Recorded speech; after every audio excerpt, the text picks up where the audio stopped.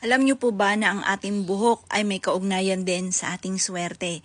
Kung hindi niyo po ito alam mga bossing ko at naniniwala ka sa mga ganito, gawin niyo po ito. Kung lagi kang may karamdaman at gusto niyo na magkaroon ka ng malakas sa pangangatawan at mahabang buhay, gupitin niyo po ng kaunti lamang ang inyong pong buhok at ito ay ipaanod po ninyo sa ilog. At kung ikaw naman ay nalulubog sa pagkakautang at hindi mo malaman kung paano ka makakabayad at gusto nyong mag-boost ang inyo pong suwerte lalo na sa financial, mainam na gumupit ka ng kaunting buhok at ito po ay inyo pong sunugin. Upang sa ganun ay makabayad ka kagad sa mga pagkakautang ninyo or kung may problema kang pinagdadaanan, napakatumal ng inyong negosyo at gusto nyo lumakas ang inyong negosyo, lagi ka namumblema sa pera, gumupit ka lang ng kaunting buhok ninyo at ito po ay inyong sunugin.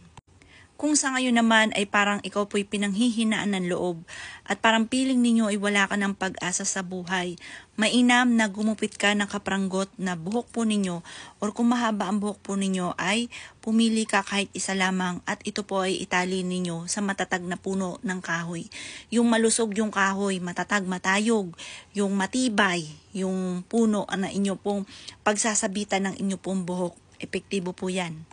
Kung sa ngayon ay pinanghihinaan ka ng loob at gusto mong mas maging fighter sa hamon ng buhay, kumbaga lumalaban ka sa hamon ng buhay, kung ngayon parang ang piling ninyo wala ka ng pag-asa, ang dami mong problema, gusto mo mas maging fighter ka, kumuha ka ng buhok po ninyo or gumupit ka ng buhok po ninyo at iipit nyo po ito sa isang bato. Halimbawa, sa ilog. Punta ka sa ilog or may dagat na may malaking bato. Isiksik nyo lamang kahit dyan sa may gilid ng bato. Makakatulong po yan para mas maging fighter ka sa hamon ng buhay. Hindi ka sumusuko at mas maging lumakas yung kumpiyansa ninyo sa inyo pong sarili at tagumpay sa buhay ang dulot po niyan. Yan ang ilan sa mga hiwaga ng ating buhok. Kaya kung naniniwala ka, subukan nyo po itong gawin at makakatulong po ito para kayo po mga bossing ko ay maging matagumpay, hindi ka na namumblema sa pera, ikaw ay mas humaba ang buhay. Subukan nyo po yan mga bossing.